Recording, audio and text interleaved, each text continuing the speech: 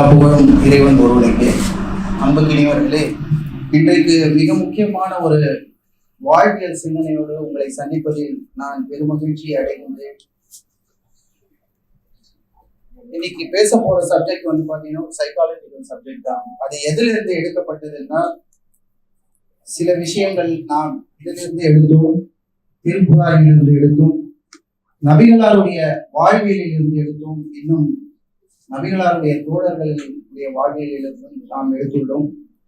இவற்றையெல்லாம் ஒரு ஸ்டடியா எடுத்து அதற்காக ஒர்க் அவுட் பண்ணி சில விஷயங்களை நாம் எழுதி உங்களுக்காக கொடுக்கிறோம். ஆகவே இது முக்கியமான ஒரு செய்தியாக இருக்க வேண்டும் என்று எல்லாம் வல்ல இறைவனை பிரார்த்தித்து இந்த நிகழ்ச்சியை ஆரம்பம் செய்கின்றேன். இது நம்முடைய எல்லோருடைய வாழ்க்கையிலும், குறிப்பாக ஆண் பெண் அல்லது சிட்டியில வாழக்கூடியவங்க அல்லது வில்லேஜ்ல வாழக்கூடியவங்க அல்லது பாலைவனத்துல வாழக்கூடியவங்க அல்லது குளிர் பிரதேசத்துல வாழக்கூடியவங்க, எங்கிருந்தாலும் இந்த சித்தாந்தம் தேவைப்படும். அது மனிதனுக்கும் தேவைப்படும், ஒரு சில இடங்களில் விலங்கினங்களுக்கும் அது தேவைப்படுகின்றது. ஆகவே ஒரு 5 stages ஆஃப் லைஃப் என்கிற அந்த புரிதலோடு நான் சில விஷயங்களை உங்களோடு பகிர்ந்து கொள்கிறேன். இன்னும் நிறைய இருக்கு, ஆனா எனக்கு புரிந்த விஷயத்தை நான் ஒரு தொகுப்பா எடுத்து ஒரு டைரியில எழுதி அதை உங்களுக்கு தரலாம் என்று ஆசைப்படுகின்றேன். அத ஃபர்ஸ்ட் ஸ்டேஜ் பாத்தீங்கன்னா, ஃபர்ஸ்ட் ஸ்டேஜ் மனிதனுக்கு, விலங்கினங்களுக்கு, உயிர் உள்ள பறவைகளுக்கு எல்லோருக்கும் தேவைப்படுவது இந்த ஃபர்ஸ்ட் ஸ்டேஜ்ல என்ன பாத்தீங்கன்னா, ஒரு பேசிக் லைஃப் என்று சொல்லலாம். இந்த வாழ்க்கையை ஒரு 5 ஸ்டேஜா பிரிக்கலாம். ஃபர்ஸ்ட் ஸ்டேஜ் பாத்தீங்கன்னா பேஸ் லெவல் என்று சொல்லுவோம். பேஸ் லெவல் இதுல பாத்தீங்கன்னா மனிதனுக்கு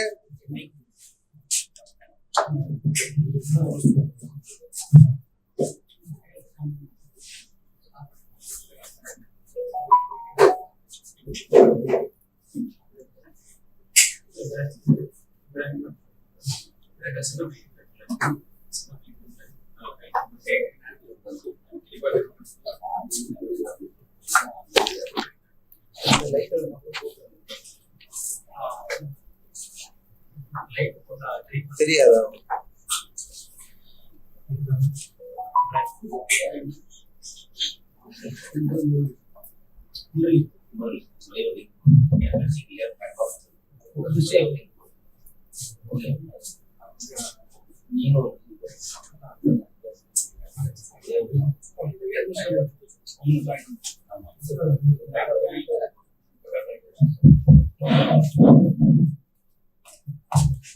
இந்த ஃபர்ஸ்ட் ஸ்டேஜ்ல பாத்தீங்கன்னா பேஸ் லெவல்ல அவன் எந்த மதம் அல்லது எந்த ஜாதி அல்லது எந்த கம்யூனிட்டி அல்லது எந்த நாட்டை சார்ந்தவனாக இருந்தாலும் அவனுக்கு அடிப்படை தேவைகள் என்று முக்கியமாக தேவைப்படுகிறது. அது என்னன்னு பாத்தீங்கன்னா, பசி, தாகம், அடுத்தது பாத்தீங்கன்னா தூக்கம்.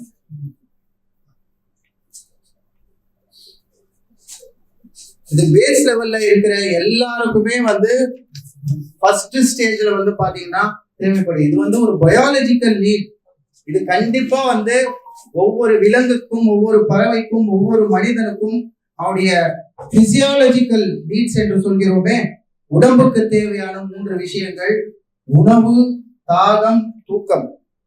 நான் சாப்பிடாம வாழ்நாள் ஃபுல்லா இருந்த வேண்டிய எந்த மனுஷனோ, எந்த விலங்கோ, எந்த ஒரு பறவையும் சொல்ல முடியாது, ஒரு சின்ன உயிரினமாக இருந்தாலும் சரி. அதே போல நான் வாழ்நாள் முழுவதும் தண்ணீரை குடிக்காம தாகத்தோடு வாழ்ந்துடுவேன் என்று யாரும் சொல்ல மாட்டாங்க. அதே போல நான் தூங்காம யாருமே இருக்க முடியாது, அது இயற்கைக்கு எதிராக மாறிவிடும். ஆகவே இதுல மதம், ஜாதி, நாத்திகம் பேசுகிறவர்கள் கூட இதுல இருந்து விதிவிலக்கு அடைய முடியாது. ஏனென்றால் இவை உடம்போடு சம்பந்தப்பட்டதால், இது பயாலஜிக்கல் பிசியாலஜிக்கல் நீடாக இருப்பதால் மட்டும் உயிரோடு இருக்கும் எல்லா உயிரினங்களுக்கும், எல்லா விலங்கினங்களுக்கும், எல்லா பறவைகளுக்கும் இவை தேவைப்படுகின்றன. ஆகவே இறைவன் அதைதான் சொல்றார். இறைவன் உணவுக்காக பொறுப்பேற்காத எந்த உயிரினமும் இல்லை என்று திருக்குறான் மிக அழகாக சொல்கிறது.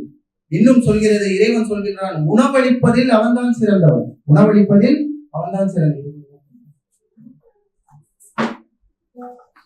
இப்போ வந்து ஒரு வீடியோ வந்து உங்களுக்கு பிளே பண்றேன். அதுல பாத்தீங்கன்னா இறைவன் வந்து ஒரு சிறிய பறவைக்கு எப்படி உணவளிக்கிறான் என்பதை பாருங்க. நாம வந்து நாய்க்கு போட்டுடுறோம், ஆடுக்கு போட்டுடுறோம், மாடுக்கு போட்டுடுறோம், காக்காக்கு போட்டுடுறோம். மற்ற விலங்கினங்களுக்கு இறைவன் எப்படி உணவளிக்கிறான் என்பதை ஒரு சின்ன வீடியோவாக பாத்துருங்க.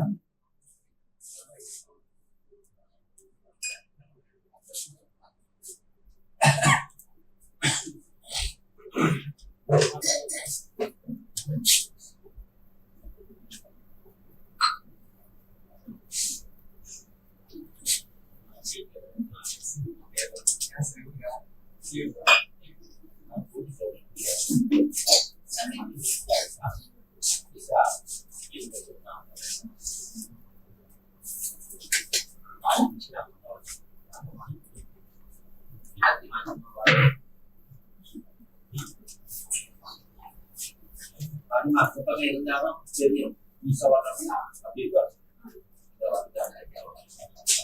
all the way from Mexico.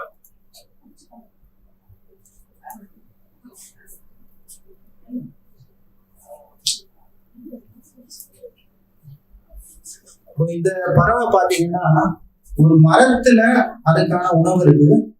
அது அந்த மரத்துல இருக்கிற அந்த இடத்த வந்து அதை கொத்தும் போது அந்த உணவு வந்து ஒரு சாரா வந்து வெளிப்படும். அது வந்து ஒரு சர்க்கரை, இயற்கை சர்க்கரை என்று சொல்லலாம். அதுதான் அதனுடைய உணவு. அதுக்காக அது எவ்வளவு கஷ்டப்பட்டு அந்த உணவை எடுத்துக்கொள்ளுதுன்னு பாருங்க. அது மட்டும் இல்லாமல் அப்படி அதை எடுத்த உணவை வேற பறவைகளுக்கும் பகிர்ந்து கொடுக்கும். இதுதான் அதுல இருக்கிற பியூட்டியே.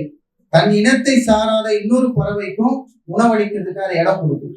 அந்த காட்சியை தான் வந்து இப்ப நீங்க பார்க்க போறீங்க. All the way from Mexico.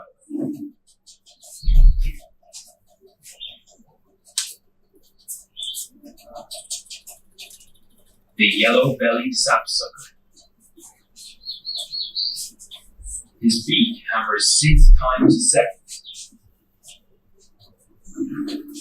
wounding the tree deeply and chiseling into the vessels carrying the precious sugar. அது இல்லாம அந்த சக்கையை வேற அதை வெளியே வந்து எடுத்து போடும். அந்த காட்சியை நீங்க பார்க்கலாம் பாருங்க. அதுக்கான உணவை இறைவன் ஒரு மரத்துல வந்து வச்சிருக்கான்.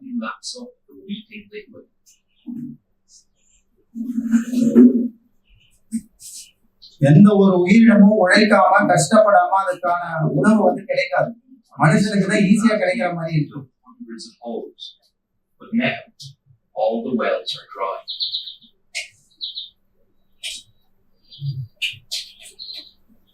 It's not enough to deter a determined sapsucker. You can dig as many as 1,000 holes in a season. கிட்டத்தட்ட 1000 ஹோல்ஸ் வந்து போடுமா அதோட சீசன்ல அந்த சக்கரை வெளியே வரும்போது. And on another tree, he's excavating the nest. பக்கத்திலேயே வந்து தன்னுடைய கூட வந்து அதை அமர்த்திடுது வேற ஒரு மரத்துல. பாருங்க சக்கையை பாருங்க எப்படி எடுத்து போடுது. அப்ப இந்த அறிவை அந்த பறவைக்கு கொடுத்தது யாரு? அது இல்லாம வேறு ஒரு இனத்தை சார்ந்த பறவைக்கும் அது உணவு கொடுக்குது. தான் எடுத்த அந்த சர்க்கரைய அது வேற ஒரு பறவைக்கும் சாப்பிடறதுக்கு இடம் கொடுக்குது.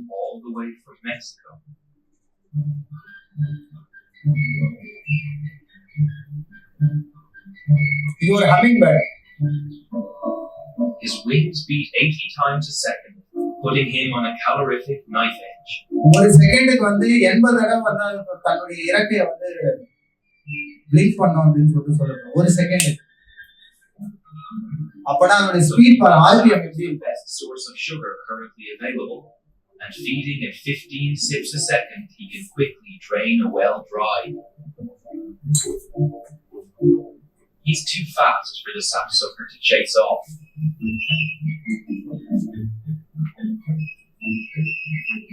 So the sapsucker opens. இந்த ஹம்மிங் பேர்ட் மட்டும் தான் வந்து முன்னாடியும் பின்னாடியும் ஒரே இடத்துல நிலைச்சு நிற்கக்கூடிய தன்மையை இறைவன் கொடுத்திருக்கான். அதனால முன்னாடியும் பறக்க முடியும், பின்னாடியும் பறக்க முடியும், பேக்வேர்ட்லயும் ஒரே இடத்துல நிலைச்சு நிற்க முடியும். வேற எந்த பறவைக்கும் இந்த தன்மை கிடையாது. Eventually, despite the interruption, he finishes off his nest.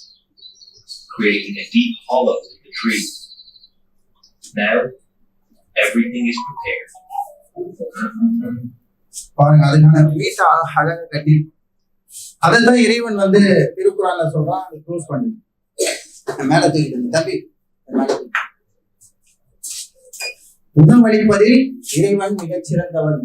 உணவுக்காக பொறுப்பேற்காத எந்த உயிரினமும் இல்லை அப்படிங்கறத வந்து திருக்குறான்ல மிக அழகா வந்து இறைவன் சொல்றான். Like these cliffs in the Arctic, home to tens of thousands of breeding seabirds. The faces of the cliffs are accessible only from the air and have plenty of nooks and crannies for those that can.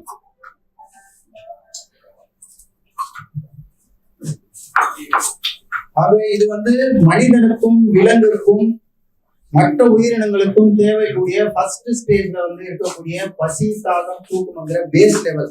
இது இல்லாமல் வந்து யாரும் வந்து வாழ முடியாது அப்படிங்கறது வந்து இந்த சைக்காலஜிக்கல் ஆஃப் குரான் வந்து நமக்கு சொல்லி கொடுக்குது. அடுத்த 2வது ஸ்டேஜ் வந்து பாத்தீங்கன்னா பாதுகாப்பு.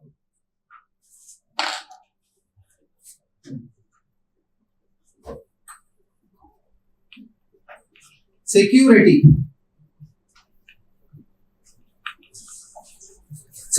என்று அதனாலதான் வந்து பறவைகளாக இருந்தாலும் சரி, விலங்குகளாக இருந்தாலும் சரி, மனிதனாக இருந்தாலும் சரி, அவைகள் கூடுகளோ அல்லது குகைகளிலோ அல்லது வீடுகளிலோ வாழ ஆரம்பிக்கின்றான்.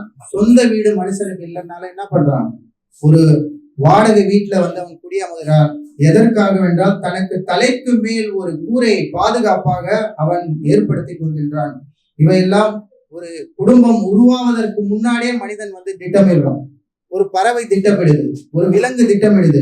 ஆகவே குடும்பம் என்றால் வெறும் மனித சதை பிண்டங்கள் மட்டுமல்ல, உங்கள் தலைக்கு மேல் நீங்கள் அமைத்துக் கொள்ளும் ஒரு பாதுகாப்பு கூரை, செக்யூரிட்டி என்று சொல்கிறோமே, இது மிக முக்கியமானது. ஆகவே குடும்பம் என்று சொல்லும் போது உங்களுடைய வீட்டை சேர்த்துதான் சொல்லுவாங்க. குடும்பம்னா அங்க வெறும் மனுஷங்களை மட்டும் சொல்ல மாட்டாங்க, உங்களுடைய வீட்டை சேர்த்துதான் வந்து சொல்வார்கள். அப்போது மனிதன் முதலில் உணவு, தாகம், தூக்கம் இதனை பூர்த்தி செய்த பிறகு தனக்கென்றது ரெண்டாவது ஸ்டேஜ்ல என்ன பண்றான்னா, செகண்ட் ஸ்டேஜ்ல தனக்கென்று பாதுகாப்பை, செக்யூரிட்டியை அவன் ஏற்படுத்திக் கொள்கிறான், உருவாக்கி கொள்கின்றான்.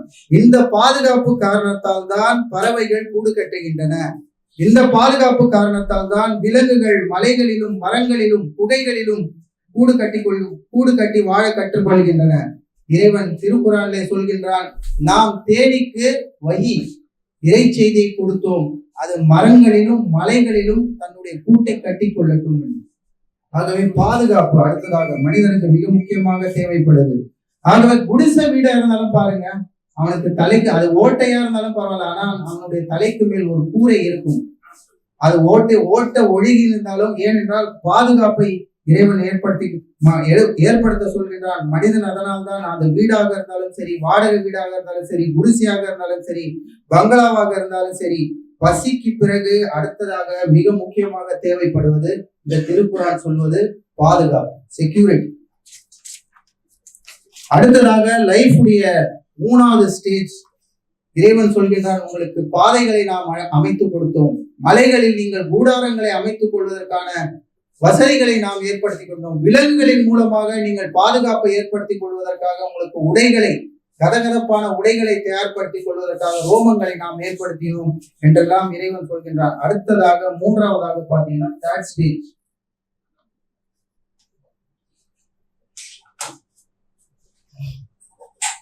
Love and belonging family.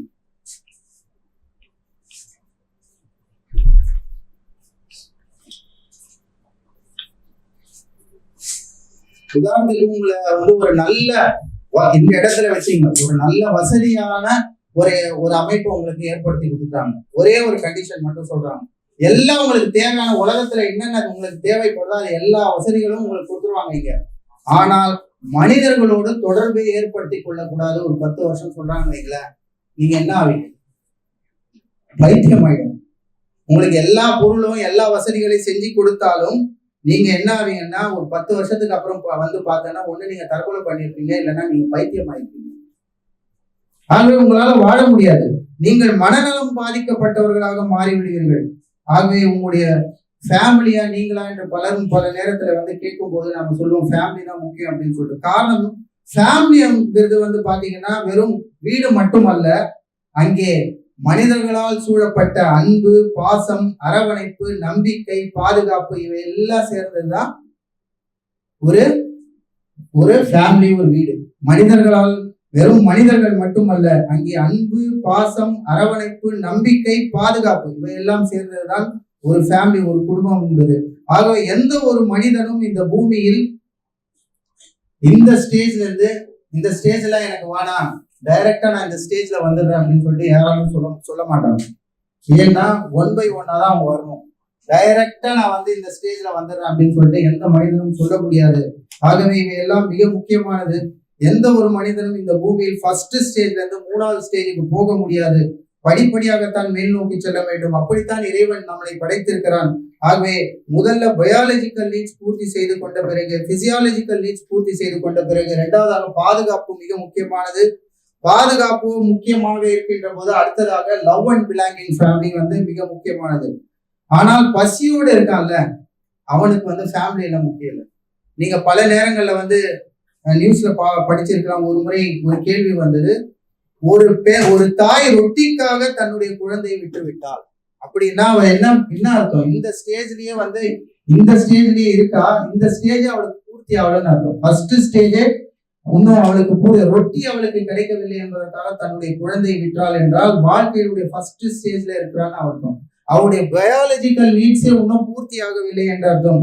ஆகவே நம்முடைய குடும்பங்களை, நம்மளுடைய பல பேரை வந்து நீங்க கேட்டு பாருங்க. நீங்க யாருக்காக வேலை செய்றீங்கன்னா அவங்களுக்காக மட்டும் வேலை செய்யுங்க. அவங்களுடைய குடும்பத்தார் எல்லாருக்காகவும் சேர்த்துதான் அவர்கள் வேலை செய்கிறார்கள். யாரும் தனக்காக மட்டும் சம்பாதிப்பதில்லை. நல்ல மனிதர்கள், நீங்க வேணா ஒரு 30 வயசு தாண்டினவங்களை வந்து கேளுங்களேன், அவங்க யாருக்காக வேலை செய்ய, தன்னுடைய குடும்பத்தாருக்கு என்று சொல்லுவாங்க.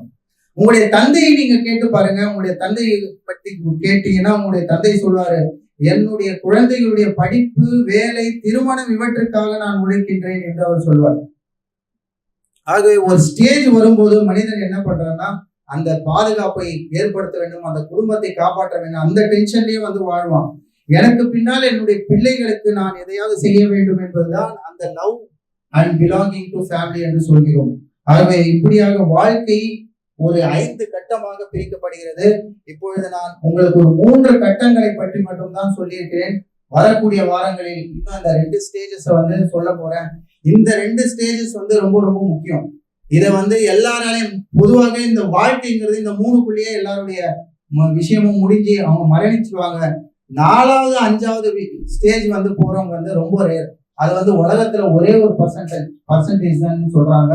அதனை குறித்து வருகின்ற காலங்களில் வரக்கூடிய கிளாஸ்ல, அடுத்த வர கிளாஸ்ல வந்து நான் உங்களோடு இதனை தொடர்ச்சியாக பேச உள்ளேன். வாய்ப்பளித்த இறைவனுக்கு நன்றி கூறியவனாக எனது உரையை முடித்துக் கொள்கிறேன். எல்லா புகழும் இறைவனுக்கு.